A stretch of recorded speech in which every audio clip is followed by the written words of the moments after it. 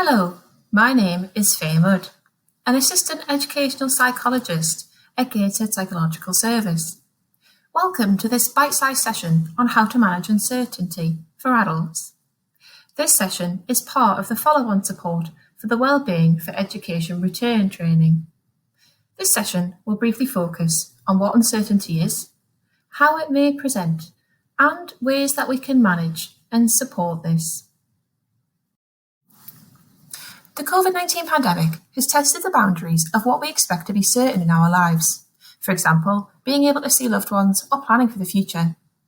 This, alongside new lockdown restrictions, may leave us feeling unsure of what the future will bring, like walking into the fog. Uncertainty can arise when we are unable to be sure of what is going to happen in our lives. Even when the outcome isn't preferred, simply knowing what to expect offers reassurance versus the unknown. The recent changes to COVID-19 restrictions may have made you feel upset, confused, anxious, or perhaps even angry. You are not alone in feeling this way. However the new normal looks and however you feel about it, it's useful to have some techniques to help you adapt to what might happen next. The mathematician John Allen Paulos once said, "Uncertainty is the only certainty there is, and knowing how to live with insecurity is the only security." We will have a look at some ways to manage uncertainty and the feelings that surround this.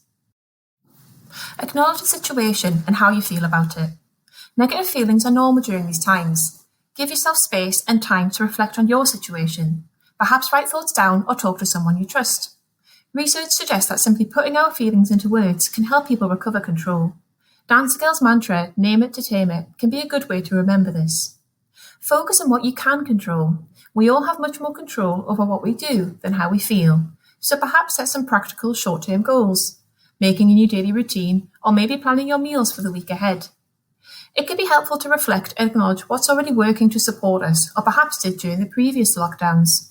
Even when we don't feel like it, there will be some things, however small, that remain as a permanent fixture in our lives, such as a favourite meal or film. Notice these constants. They can provide reassurance that not everything has changed. What are some good things that have happened over the past year? There are lots of heartwarming, positive stories of community supporting one another, but happiness can be found even from your own actions. Perhaps make a list of these good things. Decluttering the house, homeschooling, delivering a virtual meeting. What can you think of? Listing 3 good things that have happened each day or which you're thankful for can be a helpful exercise in noticing the little things. Make self-care a priority. Remember, you can't pour from an empty cup. Self-care is unique to everyone. Find what works for you. For example, physical exercise or listening to music. This can help you to shift focus and feel more able to cope. Stay connected for your well-being. Our connections can support us, share information, give space to ventilate, and gain perspective. How are you staying connected? Perhaps try something new and find what's meaningful for you. Send a postcard, for example. The Japanese term ikigai, meaning reason for being, considers different areas to help us find and live a life of meaning and purpose. Your values, the things you like to do, and the things you're good at. The cross-section of these areas is your ikigai, and then put into practice. Even a simple change, like starting your day with something important to you, such as having a cup of tea.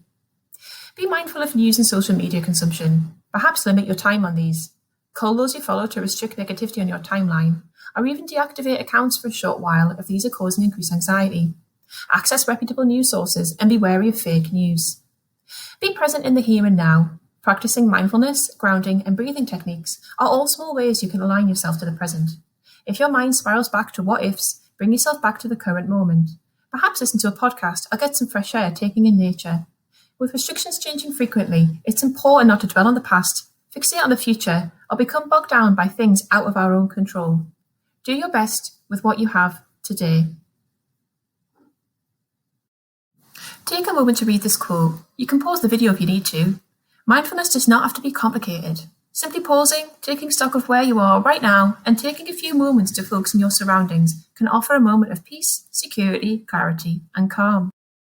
We know lots of us are feeling overwhelmed and perhaps self-critical of these feelings at the moment. We want to encourage you to practice self-compassion, where we not only feel compassionate to others and ourselves, but are open to receiving compassion too. Acknowledge the suffering. Know that you're not alone. Show kindness to yourself and focus on ways to alleviate the pain. Thank you for listening to this session. We hope these tips are helpful and provide some guidance during these tricky times. Enjoy the rest of your day, wherever you are, and remember to take time for yourself.